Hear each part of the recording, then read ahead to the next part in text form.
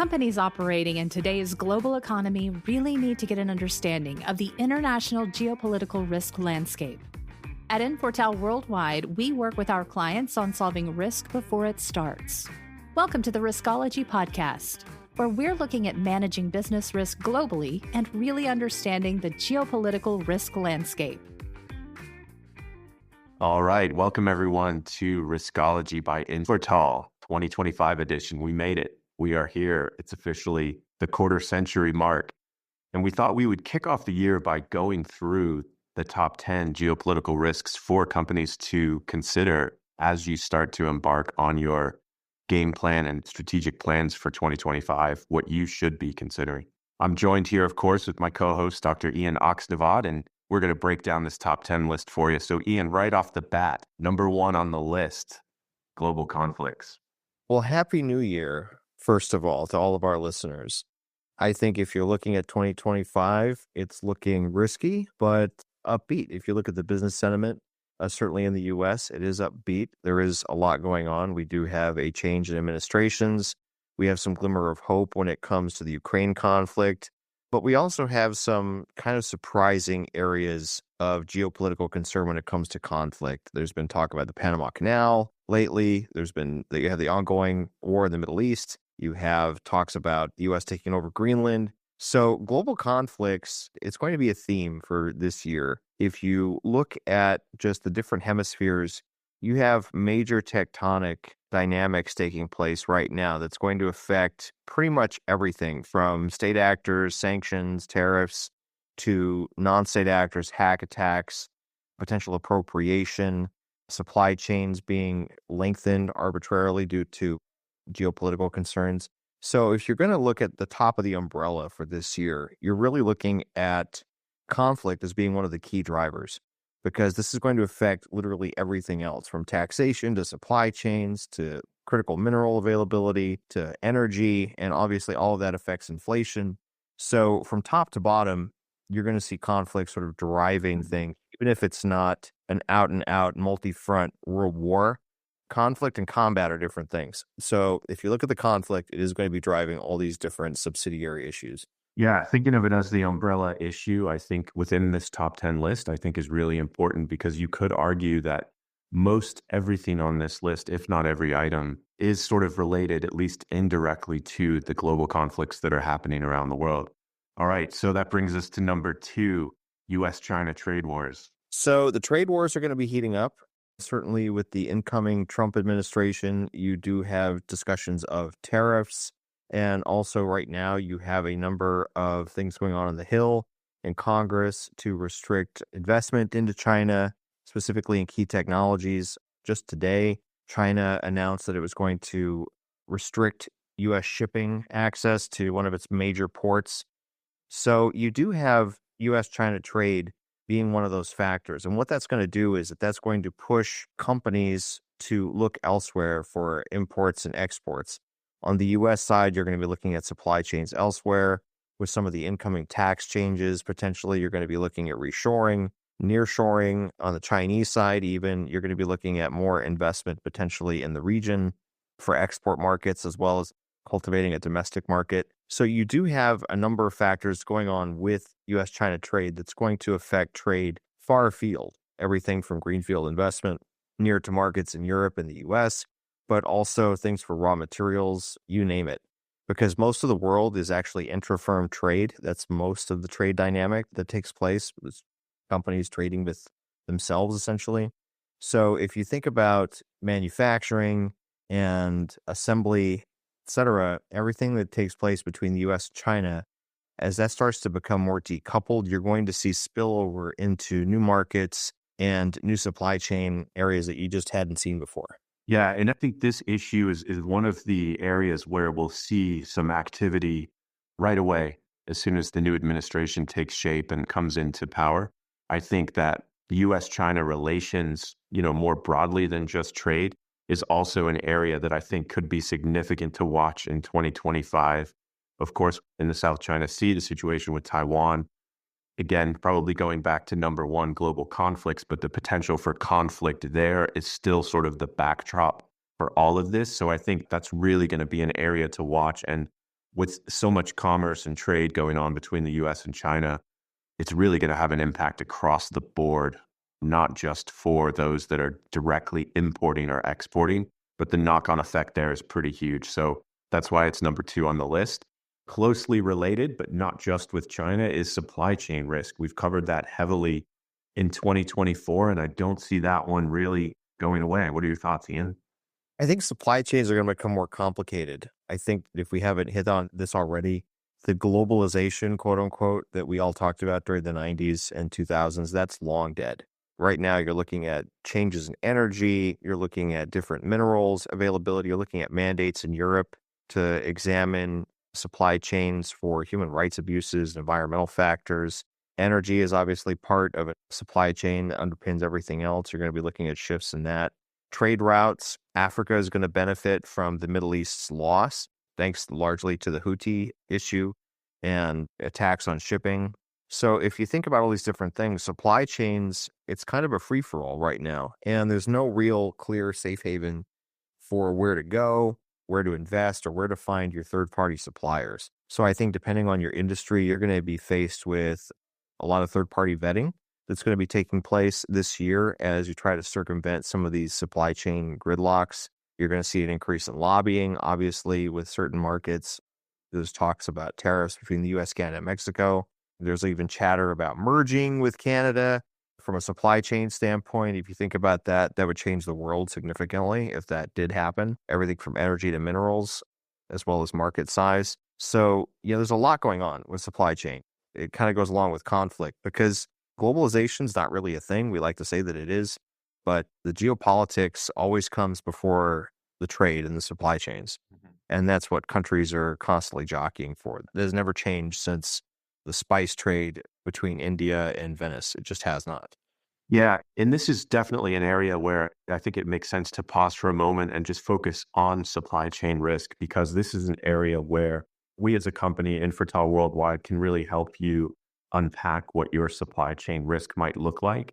Because really what you want to do is kind of watch the horizon to see when there's issues, when there's threats that might be emerging, and make sure that you've got some contingency plans or some contingency planning that's taken place so that you have options and opportunities to shift depending on how things look. And again, going back up the list, global conflicts, the U.S. China Trade Wars, these are all going to have an impact on the supply chain costs, the supply chain sort of efficiency. And so really getting an understanding of who makes up your supply chain, how it's working, and where the vulnerabilities are will put you in a much stronger position to really seek out alternatives if there is a problem.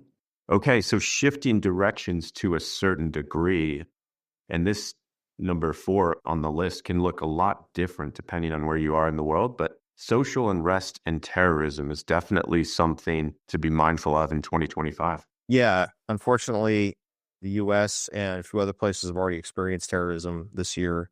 If you look at the attack in New Orleans, terrorism is not going away. If anything, it's becoming lower level, but it's just as deadly in the sense of back in the early 2000s, you had groups like Al-Qaeda, which were fairly distinct and somewhat centralized. Now you have sort of this virtual terrorist network where you can have an ideological justification, and then people can radicalize either just through interacting with content online or through an active recruitment through something like a command and control type of group. So you do have that going on pretty much all over the world. Some of this tied to the geopolitics, like in Africa, for example, you have groups like the Wagner Group in Russia, in the Sahel, and they're obviously interfacing with some jihadist groups. It's impossible not to. You just had a takeover in Syria by a jihadist group after the fall of the Assad regime.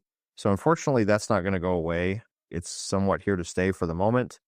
And what this does from a business standpoint, though, is something that doesn't get talked about enough, because terrorism is inherently political in its goal, or at least its manifestation, even if the justification may be religious or racial or just pure Marxist, for example. It does manifest itself politically in politically motivated attacks. But what that means for you, if you're a business, is that even if you think you're not political at all, or if you're a small business, that does not mean that you're not going to be a target. Believe it or not, most terrorism actually targets the private sector. So you're thinking about your reputation, your security costs, insurance costs. Terrorism is a giant money suck when it comes to costs because the costs just continually ripple out. Everything from increased security to insurance to customer behavior. For example, if you remember after 9/11, everybody stopped flying for a period of time, and that required bailouts, some of the airlines. So terrorism can have market effects in places that you wouldn't necessarily understand. It can affect immigration programs. It can affect taxes, you name it. So depending on what industry you're in, you need to think about your exposure to terrorism. And if you are a potential target or a likely target, if you're a business that has a lot of foot traffic, whether you're a concert venue or you're a shopping center, something like that, it would be in your interest to increase security and training and things like that to evaluate insurance. So welcome to the new world. Exactly. And just to circle back, social unrest as well, a little bit lower ranked in terms of risk profile than terrorism, of course, but still we've seen some dramatic events and some dramatic responses to world events through social movements, which can have direct impacts onto companies' ability to manage their day-to-day operations. The headlines have been filled, of course, with coverage over the situation in Gaza and the response on college campuses across the United States. But think about that as a social movement and its impact to the business operations of those universities. Quite significant. And that's just one example. So it is important to keep a pulse of not only world events and movements surrounding them, but how that can impact you, because these movements take shape pretty quickly. And what we've seen with the Gaza situation is sometimes you'll have state-backed actors that actually add fuel to the fire. And so these situations can really have an impact at a rapid pace. All right, number 5. So we're halfway through the list. We are looking at cybersecurity threats. And you might think that, hey, this doesn't normally fall into the world of geopolitics. Well, what's been happening lately is we've seen a lot more state-backed actors that have been involved in the cybersecurity or hacking game. And so if you look to the DOJ website, there's a few press releases about recent cases coming out of China where the private sector has been directly attacked.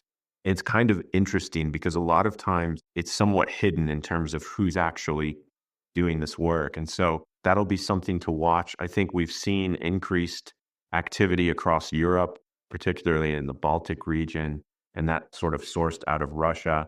But at the end of the day, you need to make sure that you've examined your company's robust security and cybersecurity programs to make sure that they account for what's on the horizon in terms of new types of attacks. And once you do have those situations where there's state-backed actors, they have a lot more resources at their disposal. And so these attacks can be significant.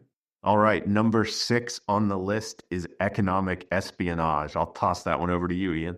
Yeah, to kind of piggyback off of the cyber security issue and just cyber threats in general, many cyber attacks are actually geared towards economic espionage, a lot of it. So if you look at what's happened recently, there's been 9 telecoms companies hacked by China. Some of these hacks actually go back to 2014 or 2019. So they've been around for a while. These are not single event issues. They're more like lost access and integrity, security to your programs. And what happens is that will be used to gather information. Now, if you think about European companies, state actors have an interest in disrupting telecommunications, financial institutions, etc., because again, this is mostly private sector in the West. It's a little different in places like China and other parts of the world. But if you're part of that critical infrastructure from different parts of the economy, that's what's going to be disrupted. So, for example, the Fed was hacked.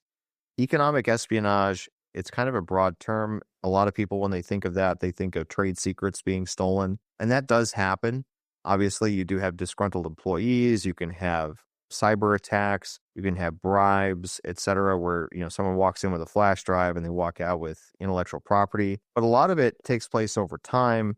And this is something that is going to continue. And increasingly as well, because of things like AI, biotech, a lot of critical industries are under the dual use umbrella, meaning that you're involved in industries and technologies that have multiple uses, not just for civilian purposes, but also for military purposes. And if you fit that profile, which is a growing profile, you're going to be at greater risk for an espionage attack, potentially from a state-backed actor, but also from private actors. So you need to evaluate how you're protecting your intellectual property, how you're protecting access to your infrastructure, not just in the cyber sense, but in who you hire, who you subcontract with. Subcontractors can actually steal a lot of intellectual property as well as data. And that's all under economic espionage. So you need to think about your security profile and your threat profile more holistically than just firewalls and any cybersecurity protocols that you have.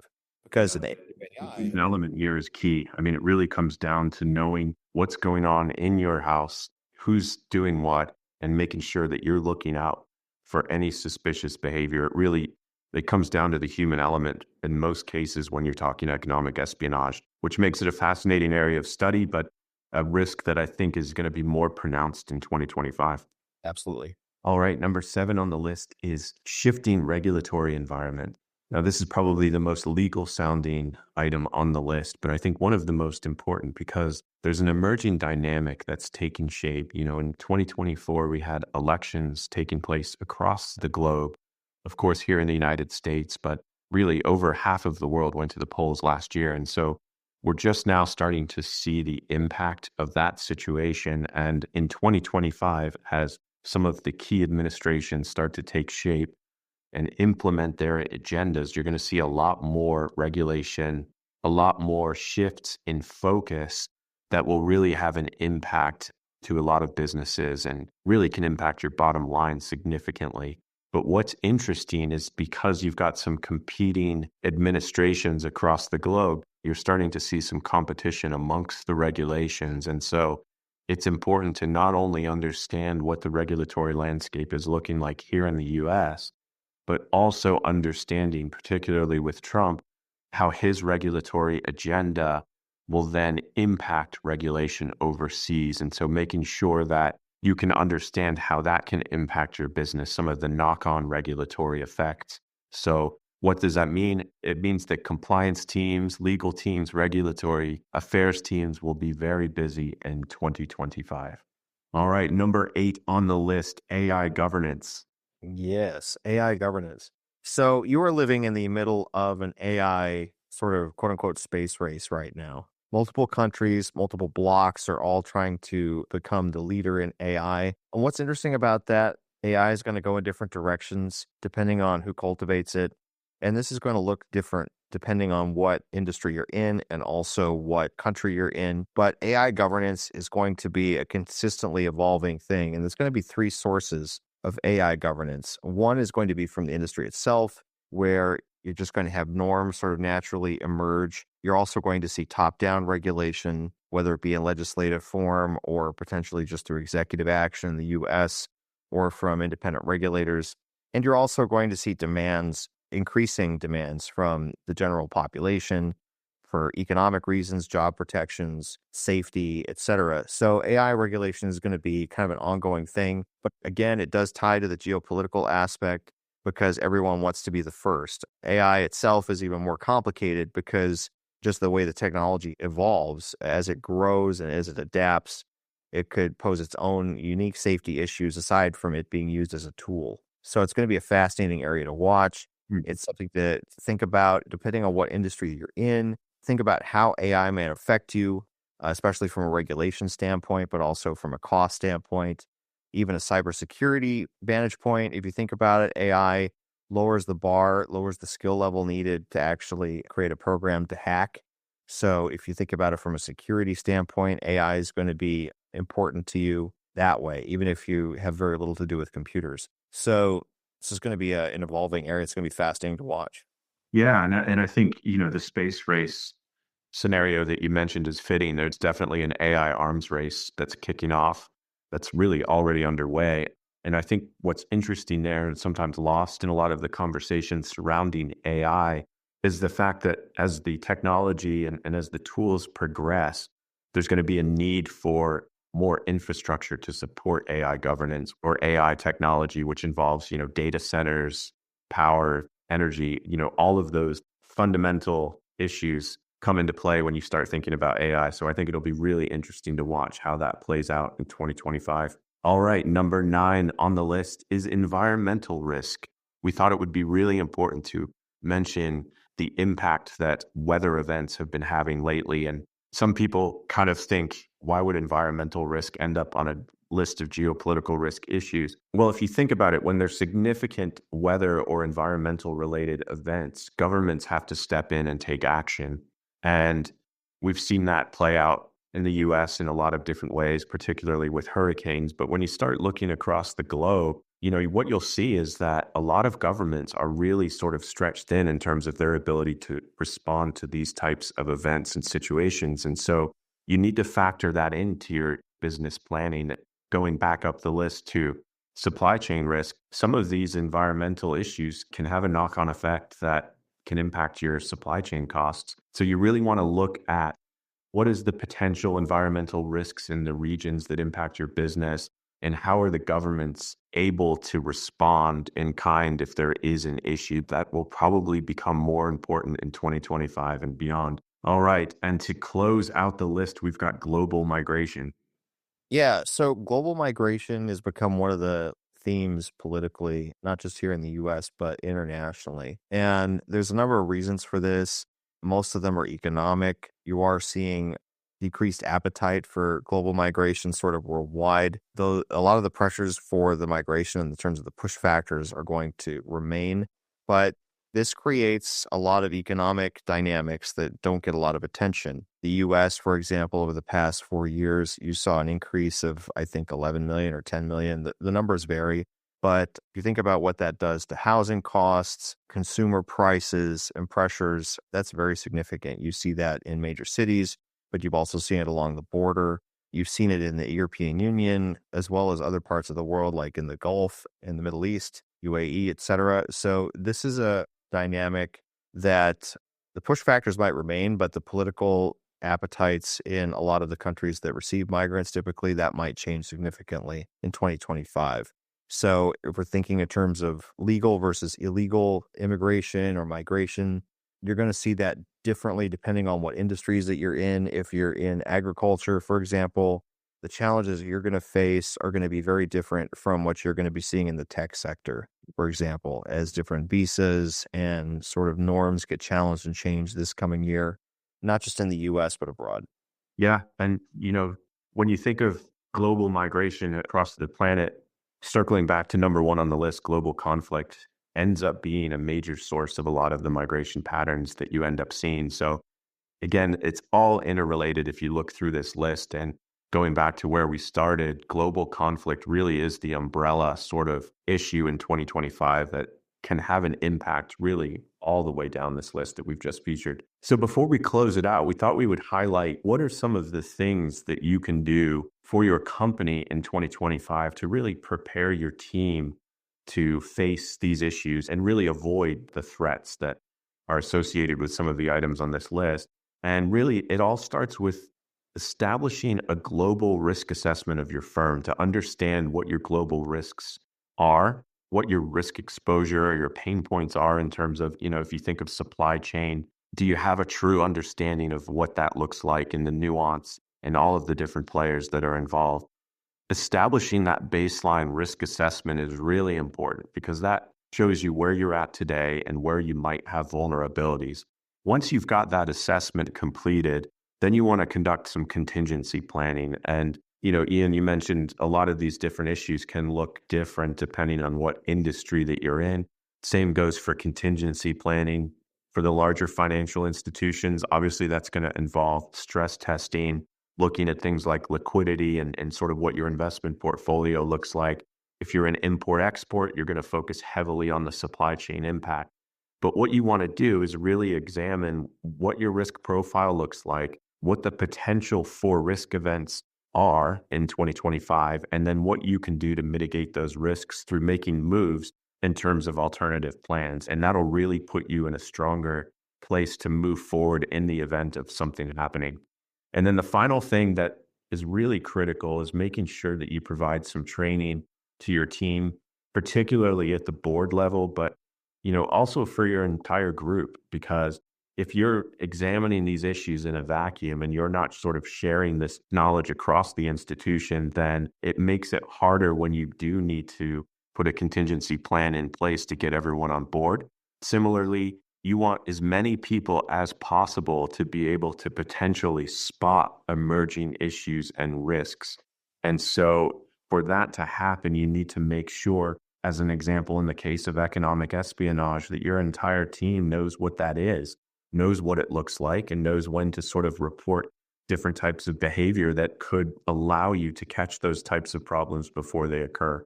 So again, you want to make a risk assessment of your firm, understand where your weak points might be, come up with some contingency plans to employ in the event of an emerging threat, and then make sure that you're providing the right type of training to your team so that you can really make sure that everyone's on the same page and can pivot quickly as needed. So thanks for joining us for the top 10 list. We do plan on actually issuing a PDF version of the list and some other information that you can check out. But thanks for joining us at the top of 2025. Happy New Year.